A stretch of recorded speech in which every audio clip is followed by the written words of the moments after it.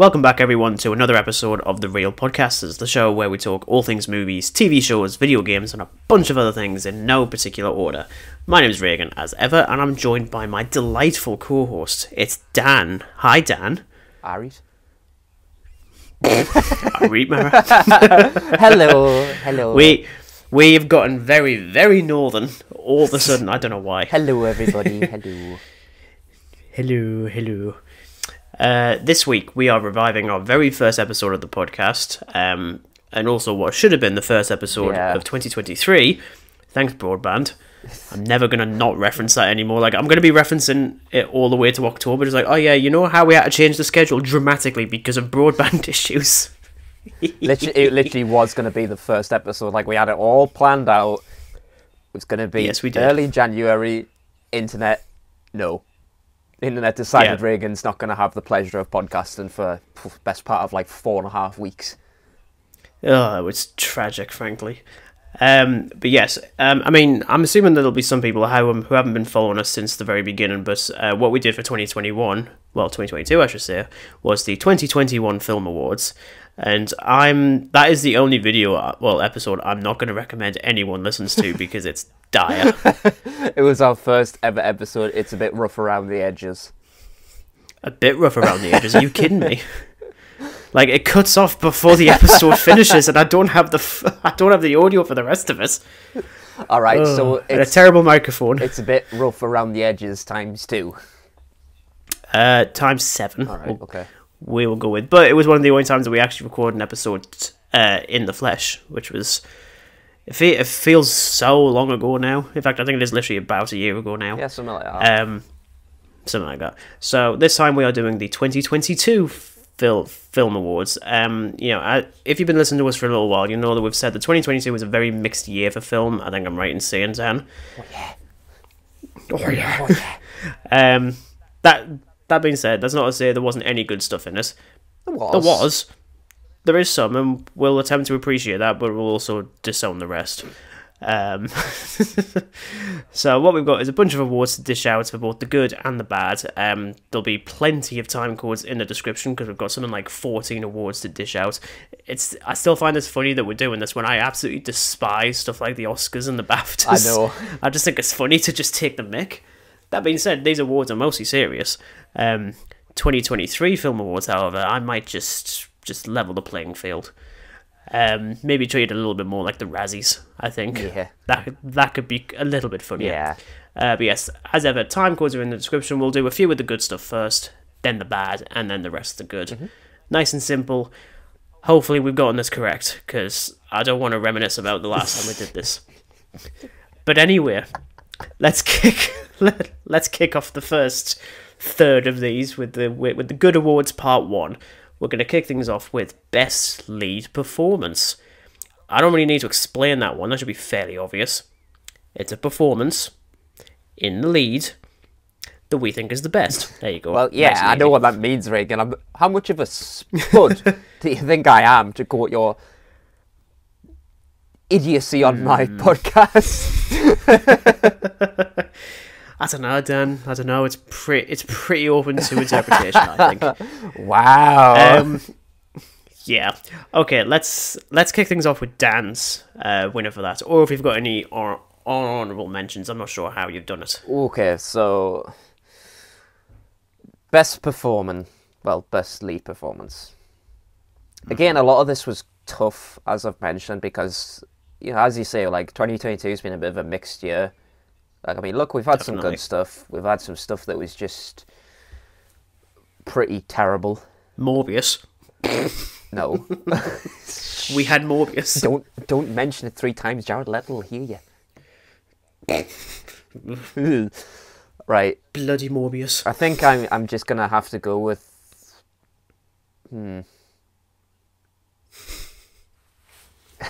Decisions. Yeah, because like I've got like a few, so I'm trying to like. Ah, okay. But I'm gonna like get her name up because I'm just gonna butcher it, and I don't really want to butcher her name today. I'm gonna attempt to at least. Right, best lead performance. Amber Midthunder, Naru in Prey. That's very interesting. Because I've done the exact same thing. No way. Yeah, honestly, we have. Yeah. God, it's our previous Graveyard Chit Chat episode all over again. Which, to be honest, though, I quite like that. I mean, look, most of these are definitely not going to be copied at all. I'm positive. But that's quite interesting, actually. Shall I mention the honourable mention? Because I have one honourable mention. Please do, yeah. Yeah. I was going to say Mia Goth from X. Yeah, I was very curious. I was actually going to wait until I'd seen Pearl, but that doesn't actually come to cinemas until, like, March. Really annoyingly. It's really, really annoying because it's on a streaming service called Peacock. And it's just like an American-only thing, so you just can't get access to it, full stop. Like, great. Whereas if I had something like NordVPN, of which this episode isn't sponsored by... Fake, Greg. I probably would be able to. I think that's how it works. It's weird how that works. But yes, we're going to just keep it nice and quick, really. Yeah, I think Amber Midthunder was terrific in that film, just full stop. And, you know, it wasn't like her first, like leading role, but I think after watching Prey, that just shot her right up, I think. For sure. Definitely an actress I'm going to be keeping an eye on. That sounds weird. I don't mean it like that. Yeah. Similar award, though, we've got Best Supporting Performance. I'm going to kick things off with mine, just to differentiate a little bit, because we do not have the same one. Mine was pretty much easy, like, as soon as I saw the film, which is weird, because I don't love the film, but it's Ke Huy Quan for Everything Everywhere All at Once. For those who haven't figured out who he is, it's Short Round from Indiana Jones and the Temple of Doom, making his long-awaited return to the big screen. Oh, bloody hell it is. It is absolutely... Oh, he's brilliant. I still haven't seen the film, honestly, so... I mean, no, this one was close to ending up on one of these awards. I didn't end up doing it. I might give it as like an honourable mention or dishonourable, we could say. Ooh. But everything he does in this film, like the comedy, the drama, the action, like the hand-to-hand fight stuff that he does is brilliant. Like, well, I imagine it would be like a little tribute to... Well, I suppose because we grew up with Indiana Jones and just seen little kids Short Round just take on a bunch of... what are they called? The Thuggies? Yeah, Thuggies. Oh, yes, the Thuggies. Yeah, just take on a bunch of Thuggies hand-to-hand. It's just brilliant. So I suppose when you see something like that, like long-awaited return, he's hand-to-hand, it's like, that's my Short Round. Yeah, and you know what it is? It actually does a really good job of not reminding you that he's Short Round. Yeah. Even if I absolutely... Like, I will cry if he's not in the new Indiana Jones, and I'll cry even more if he is. It'll get a 1 star if he's not in it. I'll give it 2, because... I mean, how we're... but yes, for me, Best Supporting Performance, Ke Huy Quan for Everything Everywhere All at Once. Interesting. Over to Dan. Interesting. Okay, Supporting Performance. This one was relatively easy, but now that I'm thinking about it, I have an honourable mention for it. Okay. Right. Originally, I was going to go with Zoe Kravitz from The Batman. Yeah. However, I've decided upon Anya Taylor-Joy from The Menu. Yeah, it's actually weird. I mean, I was never sure whether to call her like the best lead performance or best supporting, because she starts off as like a support and then she kind of becomes the lead. So I'm just gonna go with that. Yeah, that seems fair. I mean, fair. Anything that Zoe Kravitz was great in The Batman. I love The Batman. I mean, it was by Matt Reeves, so I'm obviously gonna like it, because he has a very good idea when it comes to filmmaking. Yeah, definitely. Very interesting. This one I feel like was pretty much impossible for you, just for some reason. Best performance debut. Oof. It took some working out. Trust me. Bloody Nora. Yeah. It's going to be brief, I think, because I've only got one person for it, and as far as I know, he hasn't been in anything else. Okay. As far as I know, this is Elliot Fulham from Terrifier 2. He's the little kid in Terrifier 2. It's his like debut film performance. He's really good. Oh, okay. He's really good. He's excellent musician as well. He's really good. He's really good. So. Oh, excellent then. Yeah, I've seen the first Terrifier. I haven't seen the second one yet. I'll probably catch it at some point in the next week. Yeah. Yes, yeah, I know what I'm expecting, and I know I'm not going to get it because it's going to be a lot more. I just know. It's also a lot longer, which I did. Yeah. I'm sorry. It shouldn't be 2 hours and 20 minutes long. I'm sorry. You'll see when you get into it. You'll see. Yeah, I mean, funny enough, most of these awards started getting written out probably like the middle of 2022, so a lot of them have just stuck from like the moment I saw them. So in this case, it was Walker Scobell in the Adam Project, which I did do a review of it somewhere on one of the earlier episodes, and I labelled him as one of the very best things in the film, especially because it takes a lot for a child actor to not just be like a really good actor, but also to be a really good comedian, and also be able to like stand shoulder to shoulder with Ryan Reynolds of all people, and occasionally be even funnier. Yeah. Which is funny considering the character that he plays is just Ryan Reynolds as a kid. Which I think is absolutely spot on, and now he's going on to do the Percy Jackson series for Disney Plus, of which I'm very curious to see. I've got a lot of affinity for that first film, even though it's in reality crap, like it's absolute rubbish. But in reality, it's crap. Yeah, it's like the most blatant Harry Potter ripoff I think I've ever seen in my life, bar Fantastic Beasts. You just need to just which mix up the title. It's like Harry Potter spelled with an extra R. I'd like that as an idea. The chamber of the whispers, or something like that. Yeah. Not whispers in the chocolate. That would just be very strange.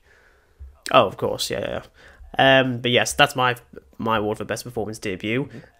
This one is flickered constantly. Best protagonist. So taking like the performance out of the equation, it's mostly just on the writing of the actual character and whether or not we actually care. And I have a feeling that we might have the same one again. Possibly. It's difficult to say with your poker face. Right. Which I also have a very good poker face for this, apparently. Right, I mean, I kind of knew this was coming. So, again, this is an instance of where something has been mentioned twice now for this award. I mean, best protagonist, I just went with Naru again. Yep. I knew it. Yeah. It was just easy. Like, I just thought, Prey was just one of the best written films I think I've seen in a very, very long time. Oh, definitely. And her character, you feel like every emotion for a character. She's not just some bland ass action hero. Like you feel for her, you see the struggle. You're actually emotionally invested in the character, unlike like Dutch and his crew from the original Predator. You're just like, oh well.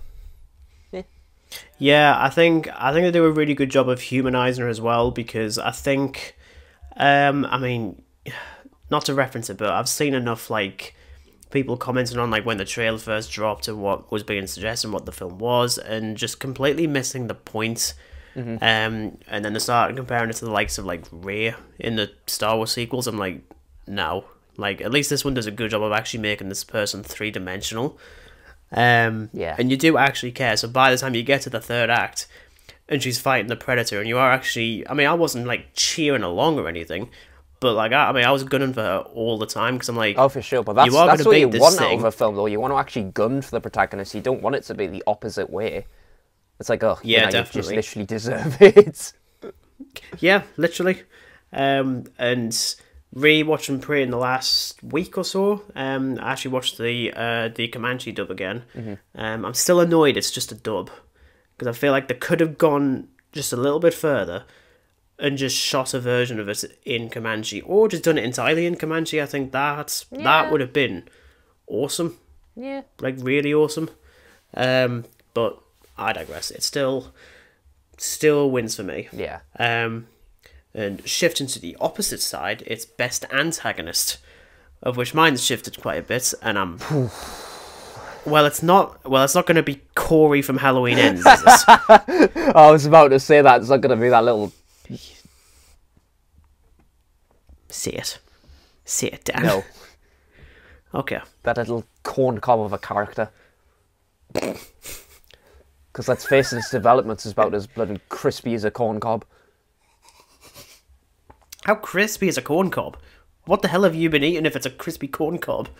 Well, You've been doing it wrong, Dan. Well, the sense of that description came from the fact that like Michael Myers has survived numerous blazes, so you know your corn on the cob is going to be a bit charred. I wasn't expecting like sort of like a Friday night dinner kind of thing. Not Friday night dinner. I'm thinking of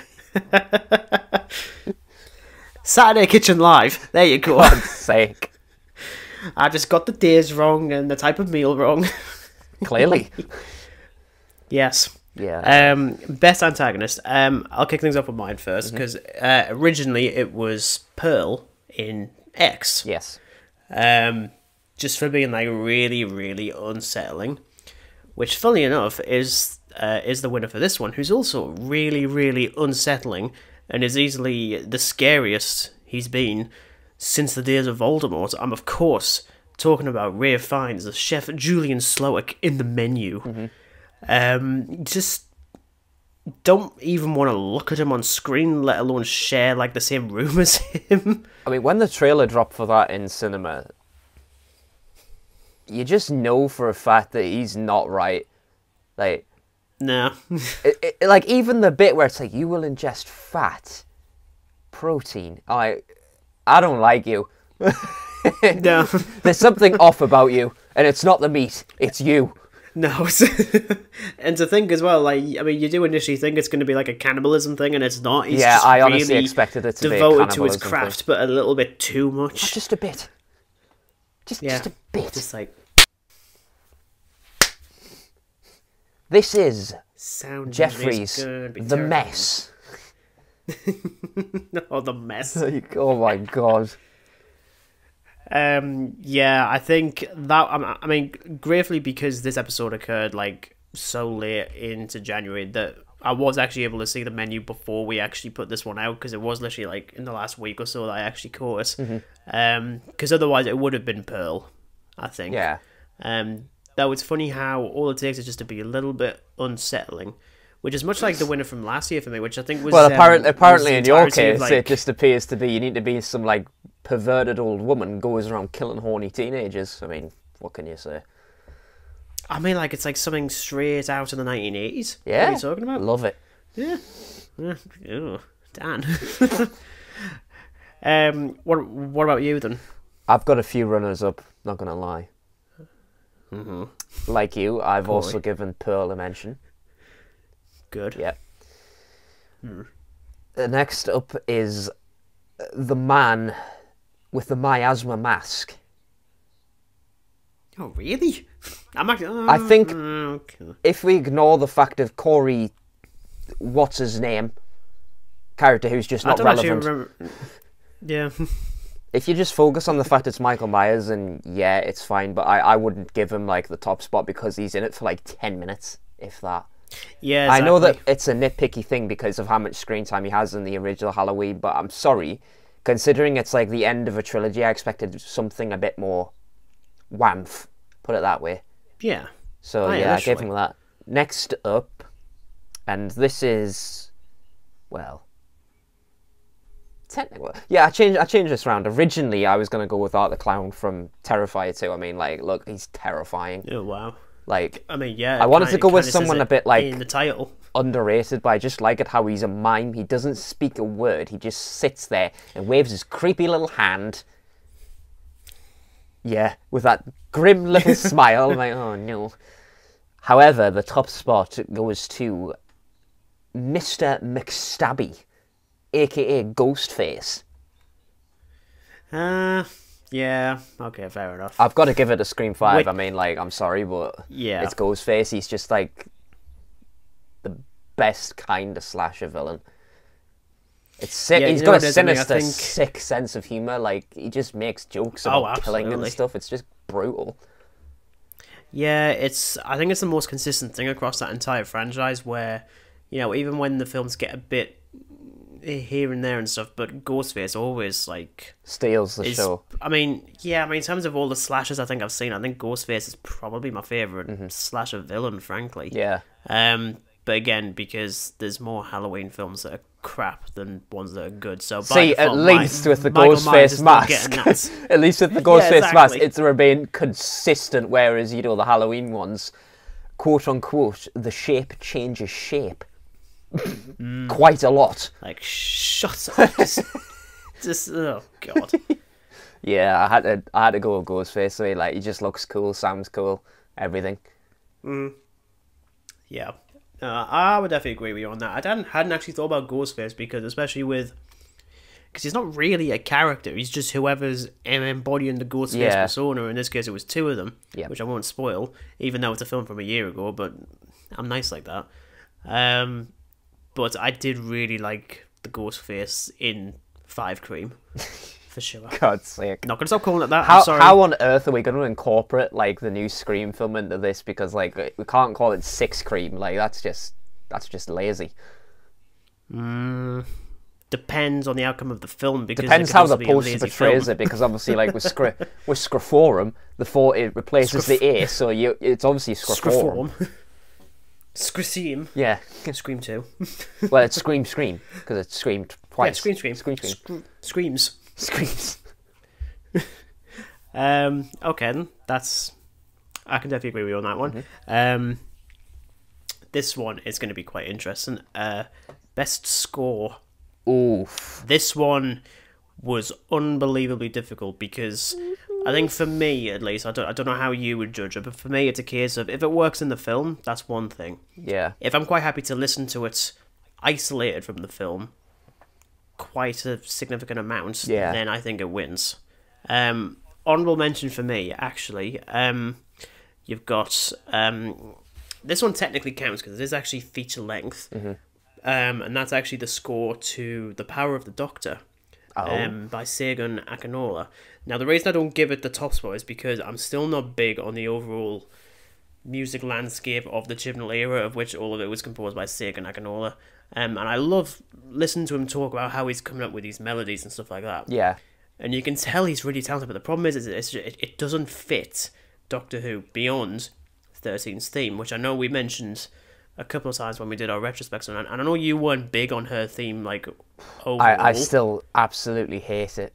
I hate the dubsteppy, like, I hate it. I absolutely hate it. Well, that I like, but even like the Doctor's theme specifically, I'm still not keen on 13's theme. Enough. No. But again, that might Fair be because enough. it's just not used enough. It's like every so often it's really put in. So what can you do? Yeah, like literally the most you hear of it in years is literally the very last shot of her before she explodes. Yeah. It's like, oh, we'll just put this nice theme in before she combusts. Literally. So I couldn't really give it to that because I have listened to it quite a bit, but it still doesn't entirely work. Yeah. But for me, the light bulb went on, and in a controversial one, technically, I've gone with Halloween Ends, which is probably quite annoying for Dan because he's probably picked the same goddamn thing, hasn't he? Or has he gone for Inglourious Bastards, composed by whoever the hell it was? Well, I don't know who. I'll have you know, right? If you want to know what mine is, I'm actually Is it just, Halloween Ends? I'm booting up my list. 2 seconds. I made a list for this, so don't you Yeah, worry. you did. Okay.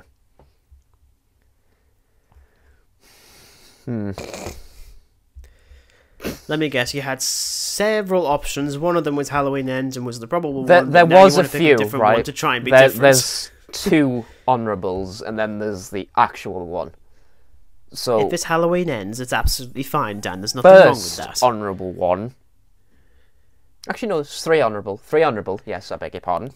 Okay, Jesus. so number 3, the reboot of Hellraiser. I mean, it's alright. I like it. I don't even remember anything of it, It's- and I'm including the film as well. Put it this way, like Christopher Young's original score, it's that, but it's just sort of remastered in a way. I mean, there's a lot of... I mean, like with Hellraiser 3, like it's just basically the same score, but you've just done little bits to make it your own. It's sort of like that, but I still like it because I do like the Hellraiser themes. Next up is... I'm gonna give you a guess here, and it's not Halloween Ends. Probably the Batman. I feel Yes! like probably appears somewhere on that. Yeah, there you go. Yeah, Batman. Love that score. I listened to it when I saw the film, like just the score isolated. Love it. Great score. It's weird for me because there is quite a bit that I like, but I'm still not entirely sold on like his main theme because it's just so repetitive for me. Yeah. That being said, I love the Riddler's theme and I love Catwoman's theme. I think it's the great. Riddler's theme and definitely Catwoman's theme. I mean, Batman's theme, yeah, I can totally see why someone say it's repetitive because it is, to be honest. All right, next one. The score goes to, well, this is again last one before the winner. 5 Cream. I've listened to every single Scream score because there is like this humongous like album of just every Scream film score. I like it. I mean, I like all the Scream scores, so I'm obviously gonna like this. But however, the winner, I cannot believe this. This is just sheer coincidence at best. It's Halloween Ends. There you go. Right, like give him a round of applause. I'm obviously gonna pick Halloween Ends because I love John Carpenter's scores, and it's funny when like you read about like this process on like the making of this, like yeah, it changed up and stuff like that, and he didn't think it was that good. I think it's great. I think it's actually if I was gonna rank it out of the trilogy, I'd probably say it was ever so slightly better than Kills. Slightly. To be honest, I went back and re-listened to the main theme for all three that plays over the titles. Yeah.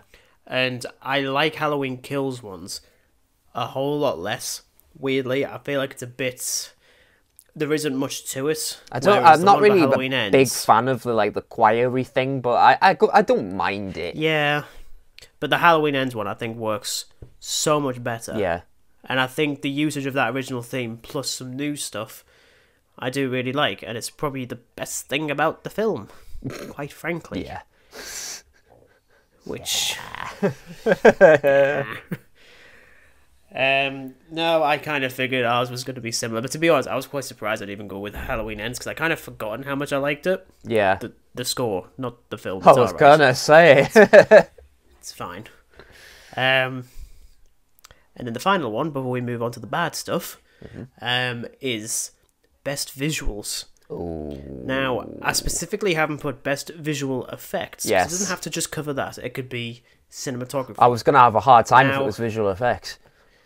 Yeah, well, I think for me, I'll give the honourable mention first to the one that was actually going to be the winner until more recently, and that was the Batman. Yeah. So that uses the same technology as the Mandalorian did because this was shot during COVID. And the reason why I was going to pick it as the winner was because it does a really good job of masking the fact that it was shot under those circumstances. You'd have absolutely no idea. Yeah. Frankly. Unlike a lot of films that came out this year that are so blatantly obvious, like Thor Love and Thunder, which was also shot with the same technology, but is so obviously shot during COVID. And even though it's outdoors, like some scenes are technically outdoors, but it looks like it's literally on a set. Yeah. But then, again, because of delays, I did see a different film, which by default wins because of course it was going to. It was always going to, every single time, and that is Avatar, The Way of Water. Because, at least with the Batman, I know how they shot it. Yeah. I can understand it. With Avatar, they've said how they shot it. I know how they shot it. And then I look at the film, and I still say, how in the name of God did you make this? Like, it does such a fantastic job of just transporting you to this completely different world. And, quite frankly, even just knowing about motion capture underwater, seeing the results of that is absolutely awe-inspiring. I've seen a lot of the behind-the-scenes stuff, like, I mean, not necessarily with the water stuff. I mean, the water stuff is absolutely fantastic, like, really interesting. Oh, definitely. But, like, even just, like, Sigourney well, Weaver, just in, like, the, whatever, like, gear it is, like, before they obviously put all what the they do digital with her effects and is stuff. what they do with her is absolutely remarkable. It's like when they did the behind-the-scenes for Lord of the Rings, the second one, not Lord of the Rings, The Hobbit, the second one with the dragon. Blimey now. Oh yeah. Yeah, and Benedict Desolation of Cumberbatch. Smaug. Yeah, and Benedict Cumberbatch just is way too into the. Well, I mean, it's Benedict Cumberbatch. What can you get? But you just see him like just crawling around in this like grey screen like suit, just like pretending to be a dragon. It's just hilarious. It's great though. Yeah, I had a feeling you're gonna go Avatar too. Yeah, I mean, again, it just took so long to get the film because I didn't see it until more recently. Bear in mind, I didn't even see it in IMAX. I just saw it in 2D at me local cinema, literally 2 minutes down the road. Just because it was just closer, and I knew that my girlfriend wanted to see it, even though she hadn't seen the first film. Yeah. And I think as well, especially sticking with the visual effects, it's probably the most consistent film I think I've ever seen, because I can't, beyond one shot where there's visual effects, everything looks just authentic. Yeah. Which is remarkable, frankly. And so many blue people. There's so much blue. And it's not just the people, it's the water as well. So many giant smurfs. Oh, anyway. But yes, that's for me. Avatar: The Way of Water. Yours, I don't know. I don't know what you would have gone with. Well, there isn't actually a run-up for this one because I just thought this outdid pretty much everything that I've seen. I went with The Menu. I was thinking about that. I think it's just shot so well. Like, it just looks great. It's very polished. Yeah. Much like the food. The food looks beautiful. Even if it's horrifying, even though it's just food. Yeah. The food looks great, Apart even from though the it's... mess. Oh, I love the mess. I'd love that on my plate. I wouldn't. God, you're morbid, you, honestly. As he takes like a giant swig at alcohol as I say that. It's like the things I'm dealing with. Yeah, I had to go with The Menu. I've only got I mean, a little bit left, it's fine. It's, as I say, it just looks so well lit. It's so well shot. You almost feel comfortable, but in a way that like it's just satisfying to see, rather than like, obviously it's not comfortable like, you know, being in there. You know what I mean? Like, my God, getting turned into a giant s'more. Spoiler. Someone took Ghostbusters a little bit too seriously.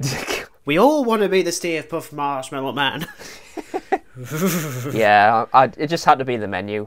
I suppose if I was going to pick a runner-up, though, I probably just would have said, like, well, maybe like Barbarian as well, because I quite like some of the stuff in that. Yeah, that was actually a very good-looking film, to be honest. The Menu is a good one. Yeah. I like that one a lot. Okay, so we've actually gone for two very different things, actually, which I quite like. Yeah. This is why I like doing this with you in particular, because for some reason you agree with me on certain things, but other times you like Halloween. I like Halloween. Speaking of... Oh, no! Let's take a segue away from the good stuff and let's remind ourselves that there was some crap stuff this year. Oh, yeah. Well, last year. But we've only got 3. There wasn't like, I didn't bother doing like 7 or 10 bad awards. I'm absolutely not like the Razzies. Yeah. We're going to kick things off with biggest disappointments. Should we just do Dan's very, very quickly? Because I think it's fairly obvious. Is it The Menu? Oh, I mean, like, you know, it's got to be like a 4 out of 5 star film. No, it's gonna have to be Halloween Ends. Like, look, I've said this on my podcast, I've said this on this podcast, that I just was so disappointed with this, because when I saw the trailer, I was excited for, like, you know, it's the final standoff between Laurie and Michael. It's gonna be epic. It's gonna be a bloodbath, and in reality, it's just this watered down imposter Michael Myers just pissed off because he can't get a girlfriend. That's it. We've all been there. Maybe not to the point of like maybe not to the point of becoming like a serial killer. I was gonna say, like, I'm pretty sure, like, I'd like to think. I don't really think most people would get like that angry. You go into like some miasma-ridden sewer, steal a miasma-ridden mask from a dangerous, like, 70-year-old serial killer, and just go around murdering people because you're just a little angry. Would he be 70? Actually, that's a good point. Would he be 70? I mean, I'd imagine he'd Something be like pretty damn old. I mean, like, you know, considering he was 20, like, something in the first film. Yeah. No, I mean, I didn't even need to even ask you for that one, because I've known from, like, the moment that we watched this, and I could just tell, I was like, that's weird, because I came out of it slightly more positive than you. I don't call it a good film at all. Yeah. I think it's thoroughly okay, but that's purely because I've subjected myself to so many Halloween films of varying degrees of quality and effectiveness. The shape changes shape. The shape changes shape. Several times. And yet somehow, Halloween Resurrection still isn't the worst one. I'm sorry, Rob Zombie's Halloween 2 is way worse. Because at least Resurrection was funny. I like how we're talking about Halloween again. No, let's move on. Let's move on. Yes, moving on to my pick. 2 dishonourable mentions, because these ones were... Oh, I do have one. I will quickly spot. say, and we might actually have the one? same. We actually have the same one in terms of a dishonourable mention. Doctor Strange and the multiverse of one madness, because, you know, apparently you just go to one multiverse. Yeah, I didn't have that, but it could have been an option. But it is also a Marvel one that I went with. Thor: Love and Thunder. Ugh. Because there was a lot riding on this, I think. It looked fun in the trailer, and we just got this like sticky film in the end, and it did absolutely nothing to like improve the likability of one Jane Foster, who's still just as cardboard as an Amazon box. Which no, I'm not going to say it. I'm nice. Which, to be honest, I mean, some of the stuff with her is actually quite good, but it's only in like the action scenes when it doesn't look like a PS2 cutscene, because some of those visual effects look absolutely horrid. PS2 Thor: Love and Thunder. I'm being generous here. But at the same time, I don't hold that much affection to Thor Ragnarok anymore, so I think by default it couldn't be too disappointing. And the other one was Lightyear. But I couldn't give it to that either, because I knew from the moment it was announced that I wasn't going to like it. Because, I mean, look, I love the Toy Story films so much. Even the fourth one. I know there's some people who really don't like the fourth one. I love it. And I haven't watched this since being in the cinema, mostly because I knew if I watch it again, I will cry a lot. It's just by default. It's like, beyond the toys are holding hands in a furnace in Toy Story 3, what they do in Toy Story 4 I think was even more damning to my like emotional range, of which there wasn't a lot at that time, and now there is. But Lightyear was never going to impress, and it still didn't. It was rubbish. But no, I realised actually the biggest disappointment for me was actually The Northman by Robert Eggers. Because I mean, like, a Viking epic from Robert Eggers sounds amazing. Yeah. And visually, it's still absolutely stunning, but my God, is it dull. Like, really dull. And I realised that, you know what, there's only so much you can do with, like, a revenge, violent action film. And for me, you have to actually care about the lead character. And Amleth, played by Alexander Skarsgård, really well, by the way. He still does a really good job. Yeah. Is just bland as hell. And I don't care at all. Yeah, I think I had some interest in seeing it, but then when I started seeing that, like, people thought it was dull, I was a bit... I know, like, I'm not really, like, I should take the opinion and make it my own, but, like, from what people say, like, if it's going to be dull, I don't want to waste my time. Well, exactly, and plus it's a long one. I mean, like, it's nearly 2 hours and 20 minutes long, and it doesn't need to be. Yeah. At all. But also, the weird thing for me was that I think I actually referenced it in the review that I did back in the summer. This is his biggest budget film. Like, it was about $70 million. I mean, it bombed dramatically, which should have been expected. Like, a Viking epic like this was never going to It's going to be, like, a niche audience that it applies to, though. Like, oh, absolutely. Like, if it was, like, you know, just your standard, like, action revenge thing, then, yeah, it probably would have made, like, absolutely millions. But because it's Vikings, it's very niche. Like, I mean, it's like the show Vikings, like, a niche amount of people watch it.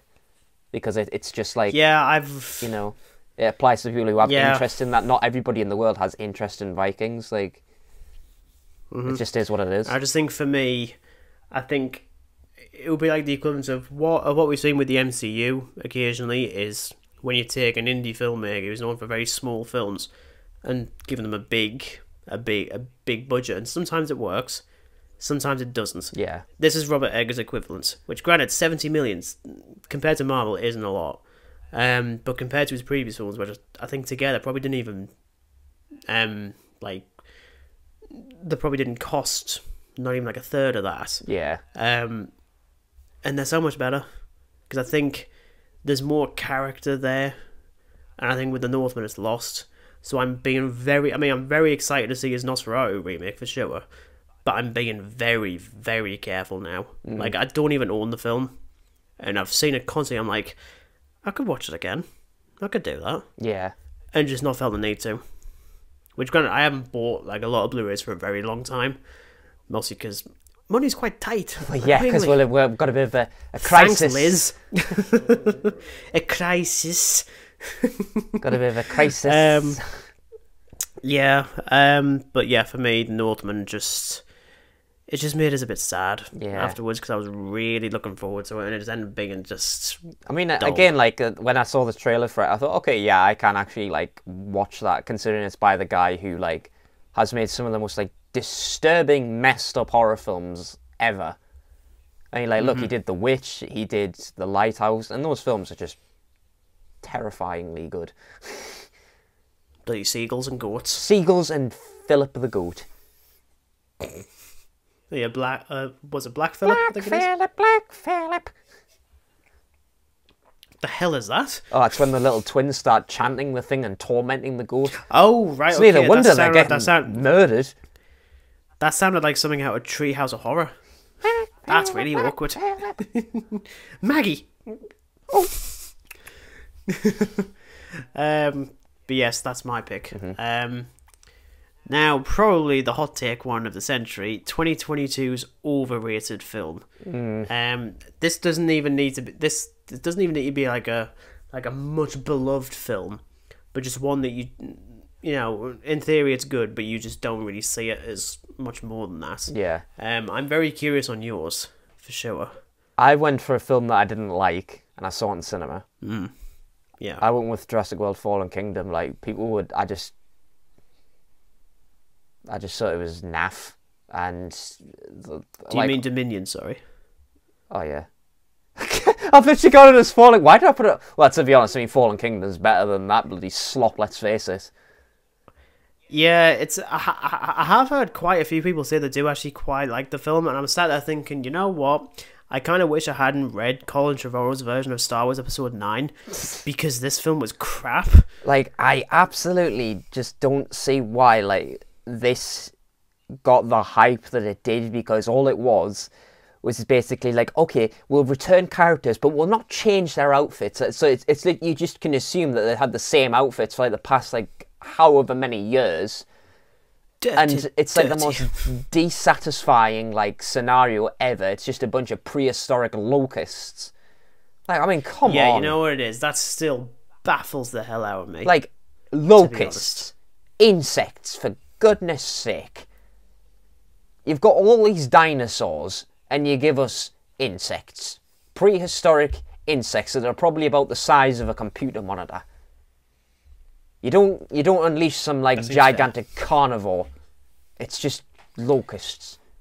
Wow. No, it's definitely a missed opportunity. I think mine's going to be slightly more controversial, considering I have said some nice things already about the film, and that is actually the Batman. The honorable mention was actually going to be Everything Everywhere All at Once, because that gets so much love, and I'm like, oh yeah, it's pretty solid. If a bit yeah, I see a lot of people give that a lot of praise. I mean, I haven't seen it, like, so I can't look on Letterboxd. Yeah. Just look on Letterboxd at the reviews. Like, even when you like open it on the app, and when you have like the little watch or log section, when it's usually an eye, it's changed now to the eyeball that's on Michelle Yeoh's forehead in a lot of scenes. I'm like, okay, interesting. But the Batman for me. Do I think it's good? Yeah. It's pretty good. Is it a masterpiece? Absolutely not. Like, I'm sorry, it's not.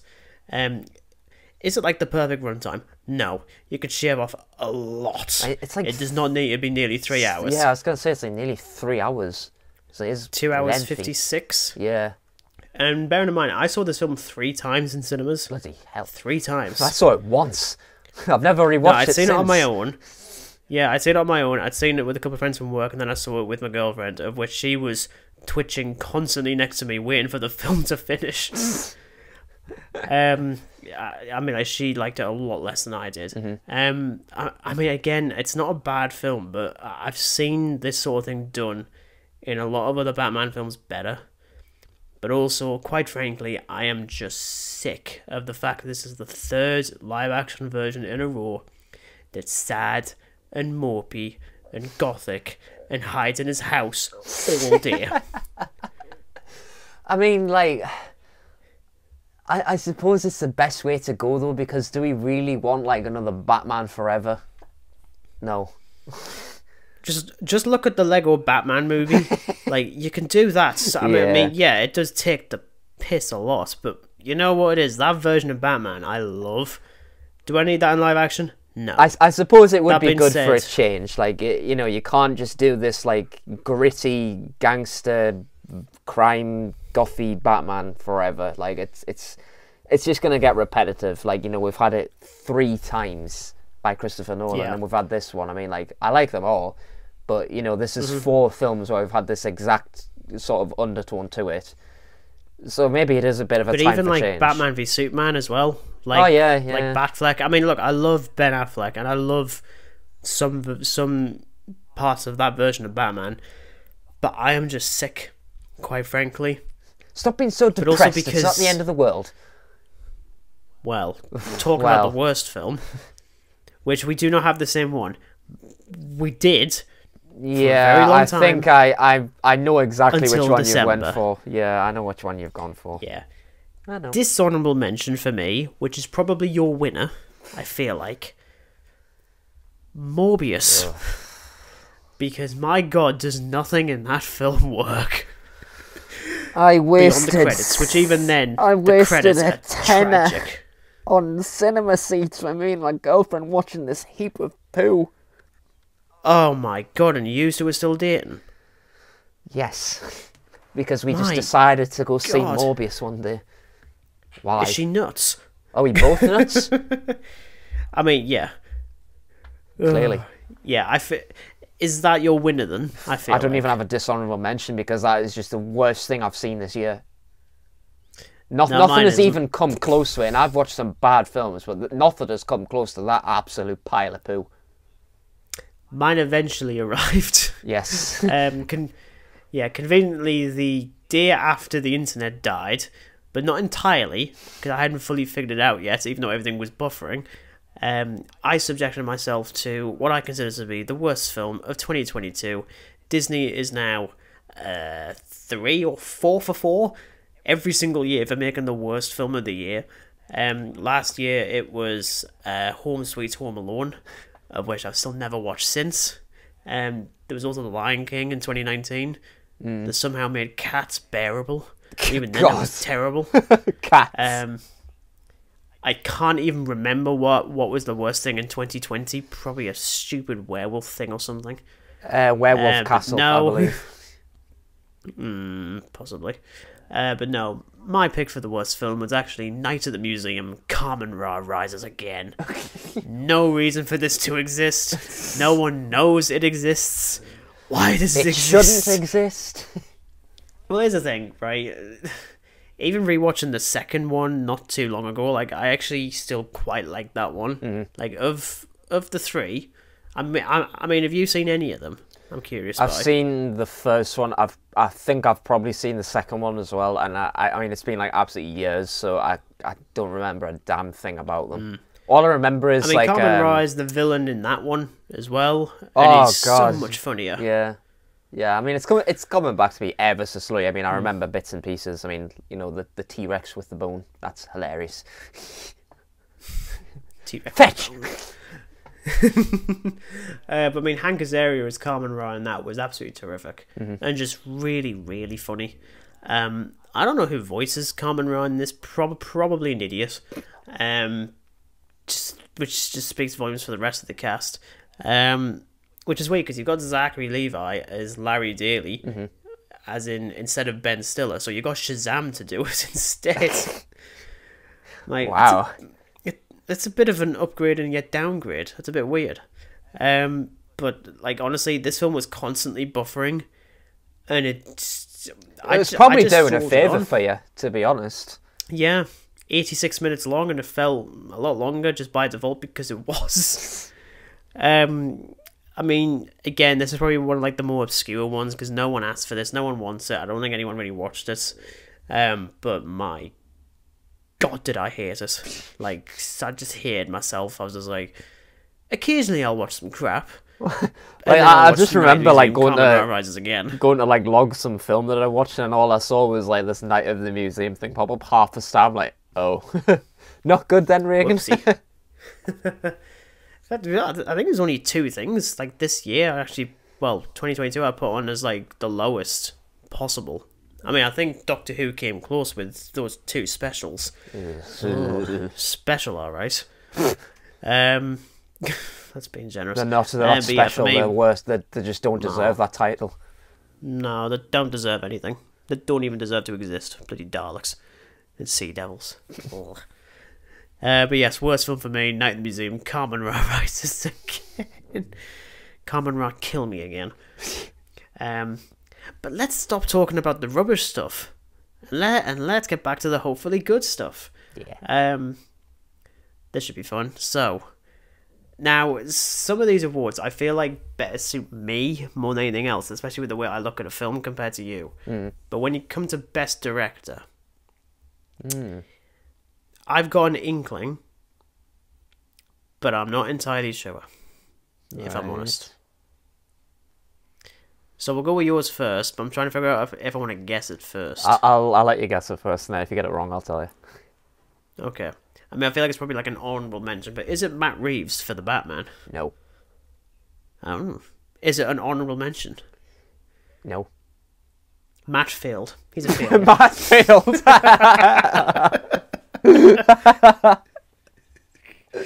That is why you fail.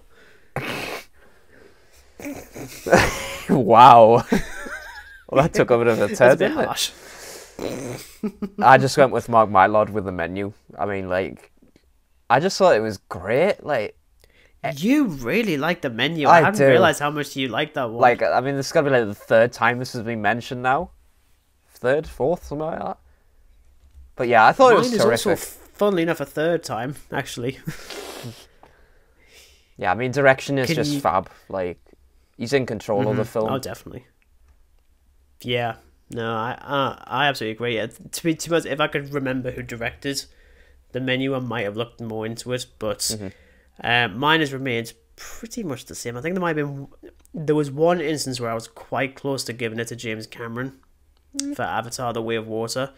But I also put that, if we still did this award, as the biggest comeback, because it's his best film for like 25 years. Yeah, I was going to say, this is going to be like his most successful films, well, bar Aliens. I mean, even looking at box office as we're recording this, it's only just hit $2 billion.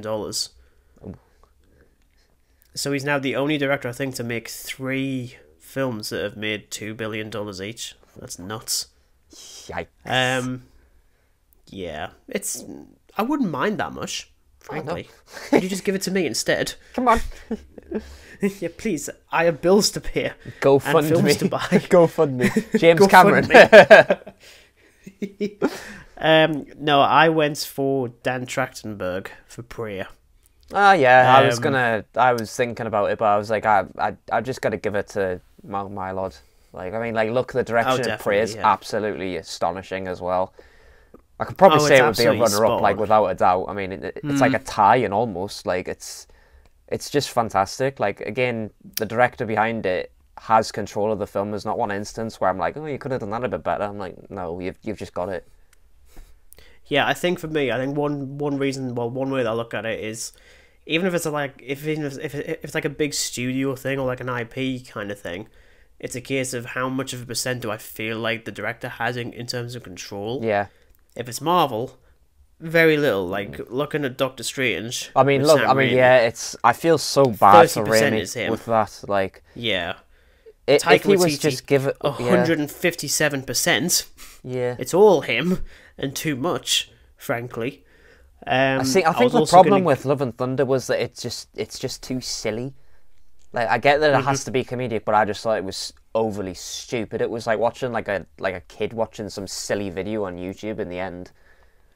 Yeah, no, definitely. I think like another honorable mention would actually be Ryan Coogler for yeah. Black Panther Wakanda Forever, because I think to be able to make that film work amidst everything that happens, Yeah. and everything that could go wrong. I mean, considering like, they weren't even after going to that do as it, well. and then, you know, they did it. And Well, then, exactly. you know, so Well, definitely that's the thing, credit because that, they didn't even have to. It's weird. Like, I really do really like that film, but it didn't even need to happen. Like, we could have just left it as is and just be like reminded of his memory, frankly. But no, I had to give it to Dan Trachtenberg because everything he's done has impressed me. Like Cloverfield Lane. Coincidentally, we spoke about briefly last week. One of the best things about that film is him. He also directed the pilot episode of The Boys, of which was amazing. Absolutely terrific. Hasn't directed one since, annoyingly. He absolutely should. And then did this. I don't know which I prefer, of the two films he did, but my God, it just worked. He just properly revived the franchise, and very happy with it. This one quite difficult even for me. And I know you had to do a lot of research for yours, which is best director debut. So first feature for a director. I'll just go with mine first, because I feel like you're still trying to think a little bit. I've got one, but it's not. It technically is a feature film, but it's not at the same time. Like, it's under an hour. Okay. So it's not a feature. Okay. No. So I guess you're just gonna have to do it then. That's fine. No, mine was Tom and George for See How They Run. Currently streaming on Disney Plus. Weirdly, very much like a slightly more period version of Knives Out, but based around Agatha Christie's The Mousetrap, which I still haven't seen. I really want to see that, especially after watching this. I just love this. I loved it so much. I had so much fun with this. And I think as well, because it is very Knives Out-esque, I think after Rian Johnson very much just took the whodunit genre and was like, we can do that better, can't we? I think we can, can't we? Yeah, we can. Let's add a bunch of really nice looking sweaters and Chris Evans, of which none of them are actually in this film, annoyingly. But I really liked it. I liked it a lot, and I think it's mad. I mean, when you watch it, it's maddening to think that's his first film. It's just offensive, frankly. I think that's the thing with when you see something like that. I mean, I haven't seen the film obviously, but it was clearly when you see it, you're like, oh right, this guy's definitely done a couple of films. So I think it's even more surprising when it's their debut film. You're like, wow, okay, you're going places then. Oh, definitely. But yeah, for me, Tom and George for See How They Run. Dan with his cheat. Another one. Well, I wasn't actually going to mention it because I don't have one for a feature film because I haven't watched enough of I don't really watch anything besides horror, so... True. Well, the one I went with was Michael Giacchino with Werewolf by Night. That was his first, Oh, I could count that. debut thing. Oh, you're counting it, are you? Are you counting it? Yeah, I will. All right, then. Yeah, I am now. God. Yeah, I mean... I'd actually forgotten about that, even as an entire option, frankly. Yeah. That's why I said it's under an hour, because it's 55 minutes or something. Yeah, just about. Something around that. Yeah, so I was a bit I'm not really sure if Regan's going to let me. Yeah, I just went with that because... I mean, as I've said before, I like it. I mean, it's not brilliant, but it's pretty good. It's an easy watch. And it's pretty solid for a first time as well. I mean, considering it's I think he's an editor or something, usually. Composer. Oh, he's a composer, yeah. So it's... Oh, yeah, that's it. Yeah, he's a composer. So I think it's interesting that he went from composing to do this. This is... I mean, I'm sure he did the score for this as well, more than likely. Yes, he did. Yeah. Yeah. So, yeah, I liked it. I just had to go with him, because, I mean, I like the score for it as well, so... Yeah, much like with the MCU in general now, I don't really remember much, if I'm completely honest. I think not. I mean, I wouldn't count it as like a runner-up for like the most or overrated thing again, because I mean, at least with me, with the stuff I was watching like over 2022, I definitely saw more feature stuff in other genres than you did, which I guess makes sense because your love for horror is a joke. Insatiable. Insatiable is being generous, Dan. Honestly, being very, very generous. But I think for me it was a little bit easier, but even then it was still tough. Biggest surprise though. Ooh. For me, it was 5 Cream. I think. Scream 5 thing was. Is it? It's yours, isn't it? Yeah. Wow, that's annoying. Because the one after this is going to be the same thing as well. I think I was just super surprised with it, obviously, after seeing like 4 of them.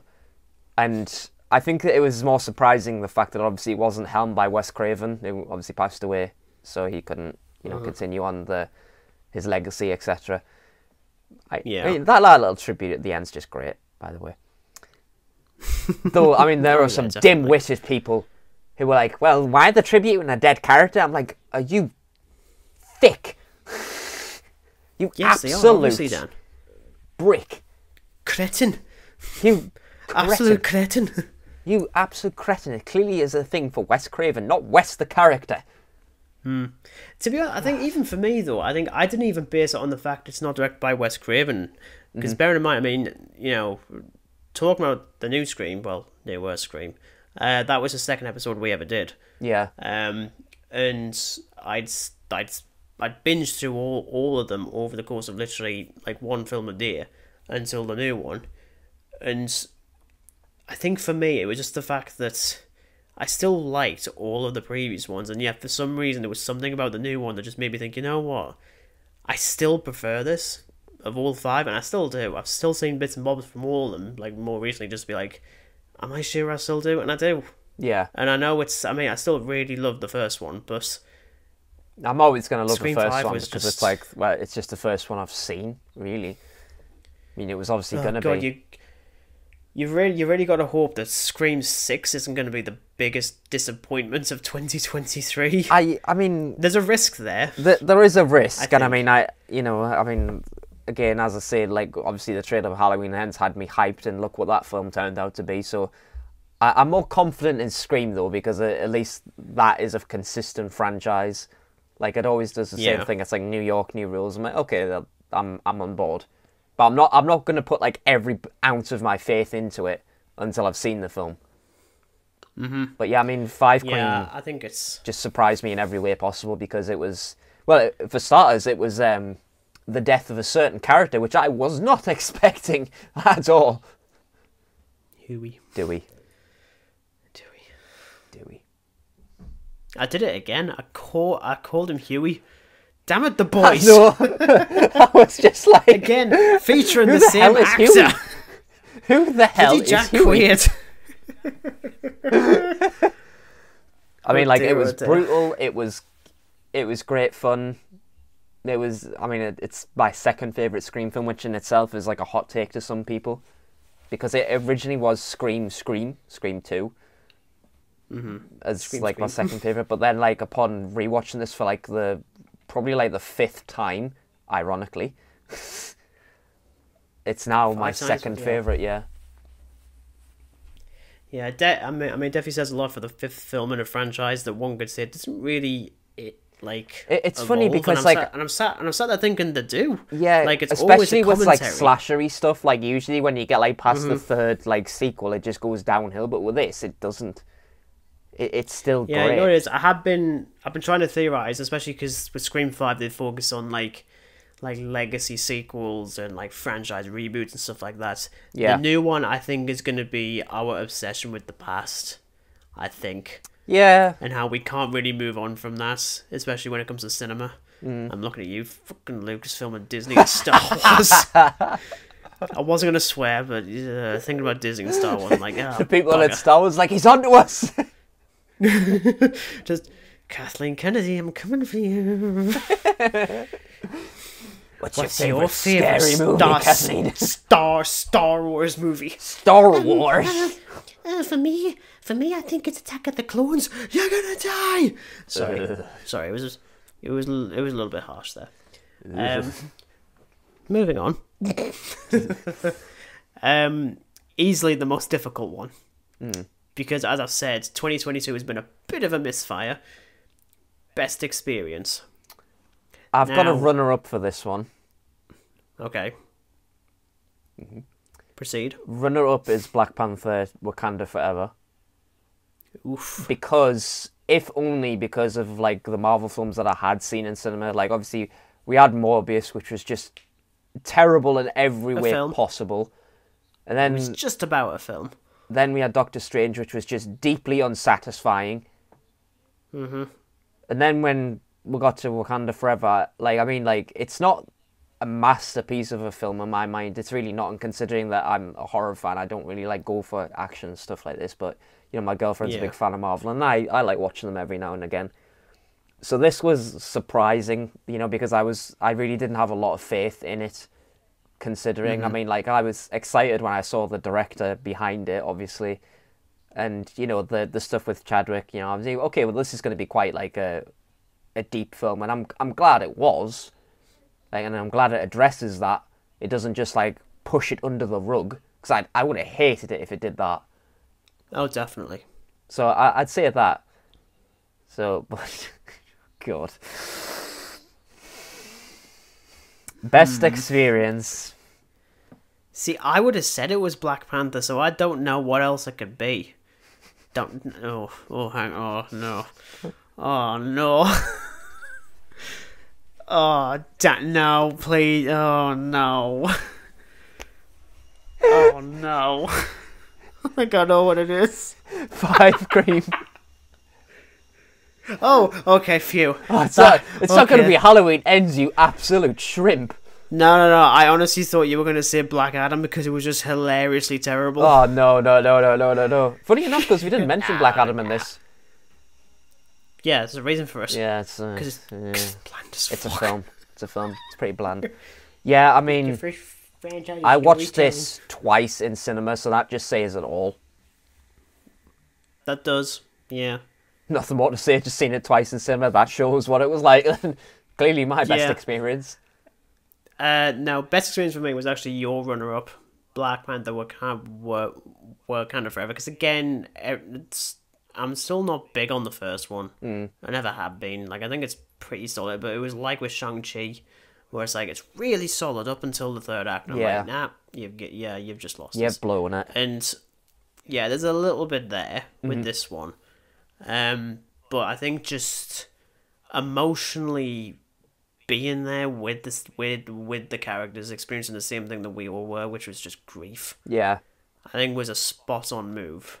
That being said, I don't think I'd watch this film again because it's maybe I might watch it in chunks, if only because it's too long. It does not need to be 2 hours and 41 minutes. I saw it by myself, and then I saw it with my girlfriend, and I think it's coming to Disney on the 1st of February or something. Early February. 1st or 2nd of February, but I haven't watched it since. And again, it's not even, because technically by default, it's the best Marvel film since Spider-Man No Way Home, frankly. Yeah. Of which was the recipient of a few awards in the last one.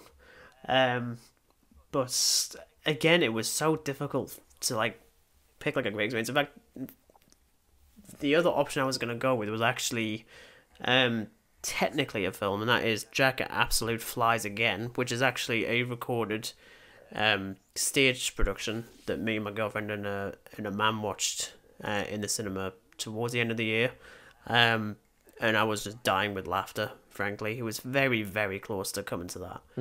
But I think, considering I didn't have much hope for Wakanda Forever, for it to be as good as it is for me, I think, just the best experience I had in a cinema, because I could have walked out thinking, no, that was crap, never mind.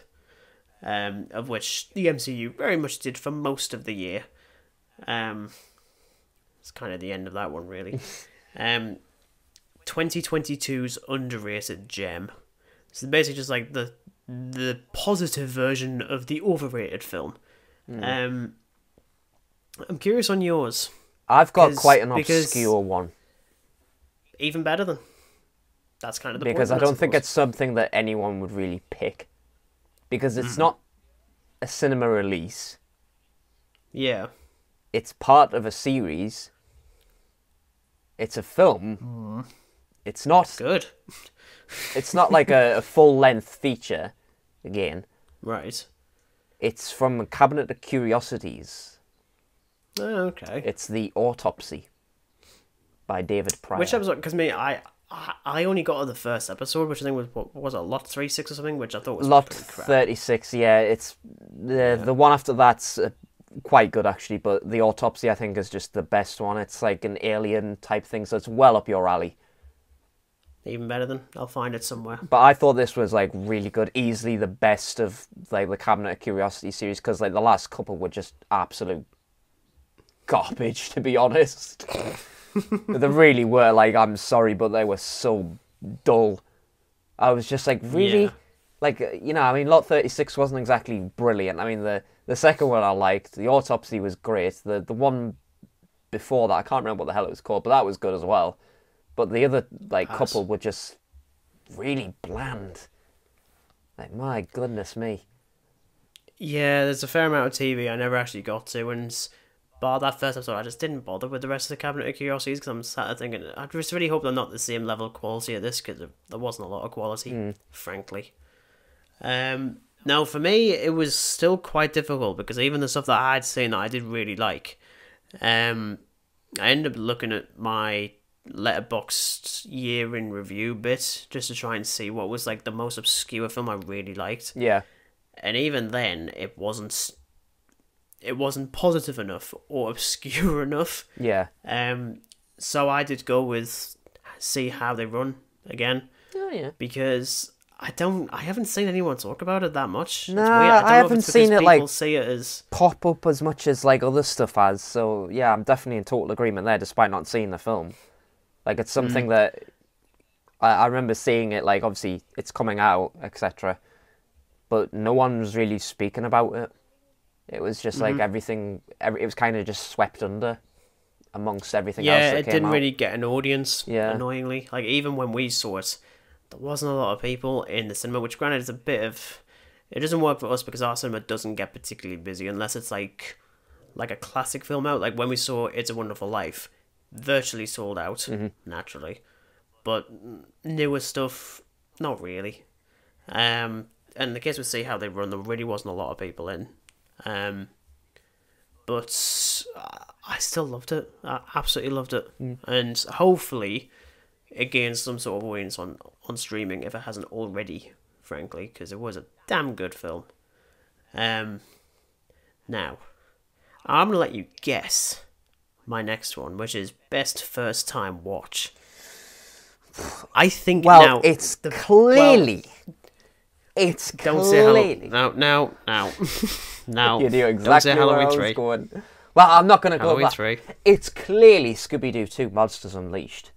See, I don't think that... Nah. Okay. Let's think. Now, I mean, bear in considering mind for us, you're more broad in terms of genres and stuff, so I've got quite a few to bloody pick from here. But also bear in mind with this one is that it doesn't even have to be like a 2022 release. It could just be any film I've seen for the first time in 2022. Right. Okay. So that just makes your job even more difficult. Damn. But think about it, really. Yeah, okay. Because you should be able to figure it out. Well, you see, you rewatched Halloween Kills at some point, so that's in there.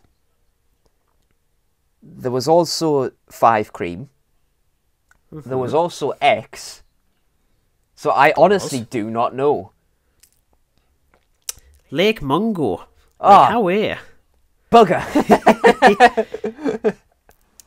The one that came close was Threads, to be honest, of which both I think ended up on the same list for one of your episodes, I'm sure.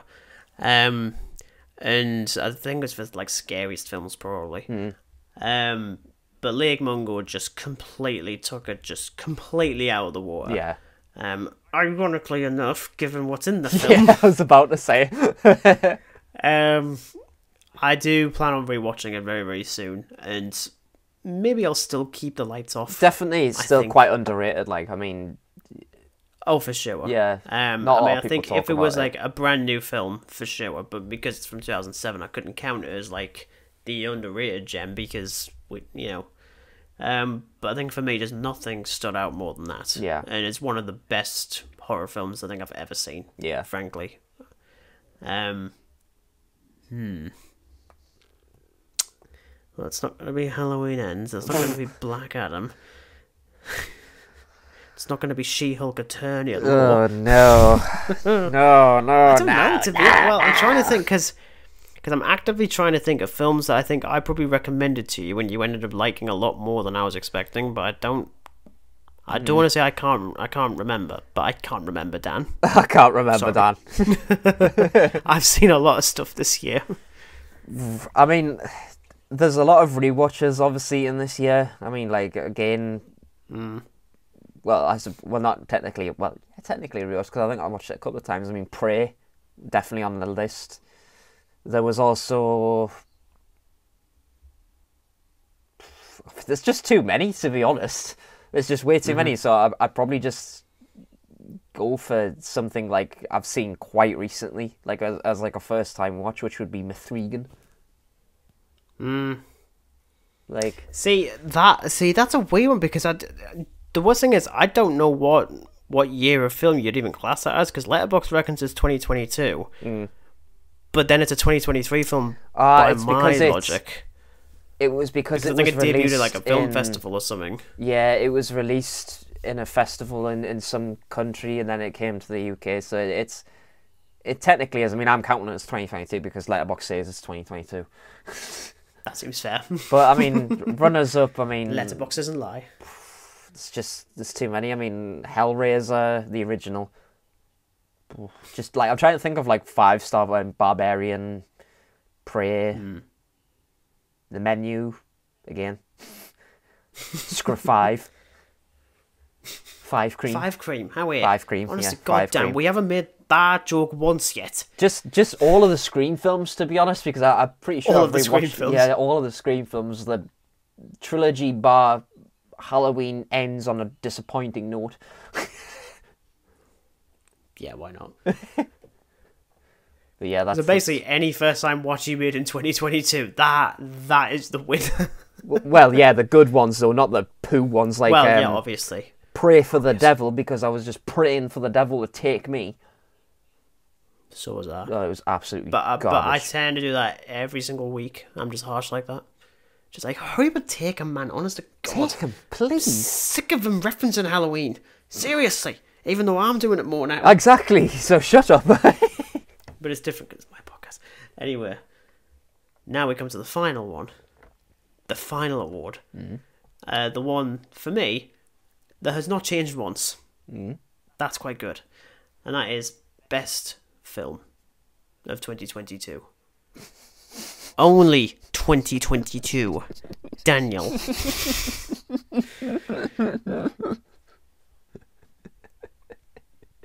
I'm going to let you go first. Right. Because you better not cheat again or get it wrong.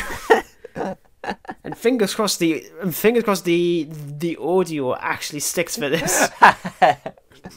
Right. And the winner is the end. Finn. Finn. This being the real podcasters. Right. Runner up. 2 runners up.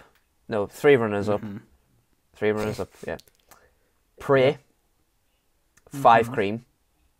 Yep. The Menu. Oh, that isn't the winner. Oh, interesting. The best one, and this goes like strictly out of enjoyability, and well, the more I've enjoyed a film, the higher I've rated it, obviously. It's not that the Menu's terrible, I just don't think it's 5 out of 5 worthy. Maybe it might be on a rewatch. For the winner, I've got Barbarian, because it just totally caught me off guard with just how messed up it is. I was flicking between that and the Menu for you. Yeah. To be honest, I wasn't sure which you were going to go for. It's definitely going to be one of them. Yeah. I think. I mean, I had to just Yeah. go with Barbarian because I really, really enjoyed it. It had me, like, just fully engaged from start to finish. And I just love a good messed up horror film. Yeah, you do. I'm sick of it. No, for me, as I said, it hasn't changed, and if you haven't been able to figure it out, it's one that's appeared a couple of times on this list. Halloween in Ends, varying clearly. I knew it. Ends. No, for Oh, me, Scooby-Doo, it was... Scrappy's Revenge. If that already isn't like an episode of like the animated series, I don't know what the hell they're doing. Prey. No, the winner to clearly connect it to Scooby Doo is actually the TV series Velma. It's not. It's garbage. I assume. Whew. I'm assuming Insane it's Prey. reviews for that. It is. Lol. Lol. No, it's weird actually. It's quite nice that it actually goes to a streaming film, even though it absolutely shouldn't have gone to streaming. It should I have would gone have to loved cinemas. to have And seen I it in think, cinema. oh, definitely. Like it absolutely, unlike a lot of streaming films that ended up in the cinemas first. I know like, it's not yeah. like it didn't start as a streaming one, but I wish I saw the menu in cinema. I really wish I saw the menu in same. cinema. Same with Barbarian, actually, but I'm just pleased it came on Disney Plus. I'm still very concerned why they're on Disney Plus, but you know, Exactly. Yeah. I'm just gonna put that under the rug for now. Yeah. Sort that later. No, I think for me, Prey it just beat every single expectation for me. And again, Yeah. I was even when I can't remember what episode it was prior to the Prey one that we did, because I know that we were going to do the Dark Knight trilogy before we decided to do Prey, because we suddenly decided, you know what, we want to talk about that one quite a bit. And then I think we'll go, okay, we'll do the Dark Knight after, and then Comic-Con happened. Yeah. We're like, nope, never mind. I think I can't fully remember which came first, but and again, Prey. I mean, Predator is a franchise. I still really like the first one. I think the second one is one of the most underrated sequels I think I've ever seen in my life. I do really like that one a lot, and I know Yeah, some people really can't stand it. It's good. I do Predators like it. is- No, Predators Yeah. is just poo. Now, and I deliberately didn't watch the Predator because heaven forbid No, I waste don't. my time on other films like Morbius. Don't. Or Night of the Museum. Kamen Rises Again. It's just no. But that's the reason I rewatched Prey in the last week, because I was like, I want to be sure. Like, I really want, because I haven't watched it since seeing it back in the summer. But just because I've been going through so many films, or at least trying and beat 2021, I lost by 6. Annoyingly, not unless you count episodes of like Moon Knight and stuff, which I don't. But Prey for me just worked on every single level, and I've never both wanted a sequel more, but also not wanted a sequel more. I'm like, just either keep it Like as it it'd be is. totally fine on its own, totally for sure. fine. But I wouldn't like disregard a sequel. Like I would love to see if it's. I mean, especially if it's done by the same guy as well. Like I would love to see a sequel. Yeah, but also just the title was perfect, Yeah. absolutely perfect. Because I think you've run out of different ways to say Predator for a title. Just Yeah, go with because Prey. it's just Even better. you get like Predator, Predator 2, Predators, the Predator. The Predator. Like what can you really do after that? It's like you're gonna have to go the Predator, Well, exactly. a Predator. Yeah. And Predator. Oh no, the Predators are back, which is actually the 8th film and is actually spin-off animated prequel. No, if only. Predator Part 9. Predator takes New Jersey. Manhattan. No. Although that's probably Predator 2 anyway. Is Predator 2 in New York? I don't care. No, actually no, it's LA. But yes, for me, best film was definitely Prey. And that is our lists. Yeah. Of which we have a lot. Yeah, as I said, 2022 was... Bit mixed. It was a year. Yeah, I can't It's say it was like worse than those- 2020 for obvious reasons. It's kind of like those Wilkinson's pick and mixes. Like you at first decide like. Wilkinson's does pick and mixes. Where the hell have you been living? Yes. I live in concert. Thank you very much. Like sometimes we don't have a Wilkinson's. sometimes you think it's gonna be all right, and then you just get it, and you're like, that wasn't too great to be honest. much like that. Oh, But then, like, sometimes yeah. say, oh, yeah, it's good. I don't know why I just went to that. My brain is just in a bit of a foggy state, to be honest. How much have you had to drink? Not enough, it's the problem. Not enough! But yes, that has been the 2022 Film Awards. I really hope you enjoyed it. I know I did. I don't know about Dan. He probably thought it was alright. Yeah, it was good. Oh, it was good. It was fine. Good. It was alright. Next week, we've got a long overdue review, and I blame Dan for this just by default because he hadn't seen any of these until recently. That is our Stranger Things 4 review. If you're wondering if we're going to do reviews for Stranger Things 1 to 3, no. We're just going to stick to season 4. We might do some quick thoughts on 1 to 3, but yeah, quick overview if that. Yeah, because I definitely wanted to do TV. I was very close to changing it to Wednesday, but I thought Stranger Things, I think, could be good. We might do Wednesday in the future, maybe once we know concrete when season 2 rocks around, which I'm very much looking forward to. Do. Just for the record, the break between him singing and me staring at him is a lot longer in the rough edit than it is going to be in the final cut of this. It's many, many seconds. That awkward just pause. Just you staring at me like, why am I putting up with him anymore? Why am I doing this? Yeah, it's like, how have I endured for 43 episodes of one podcast and 7 of the other? It takes a lot. But yeah, so you can look forward to that next Monday on the Real Podcasters. So thank you very much for listening. I really hope you enjoyed it. As ever, everything in the description, like, share, subscribe, all that malarkey. But as I say, thank you very much, and until then, it is goodbye from Dan. Goodbye. And it's goodbye from me. Goodbye.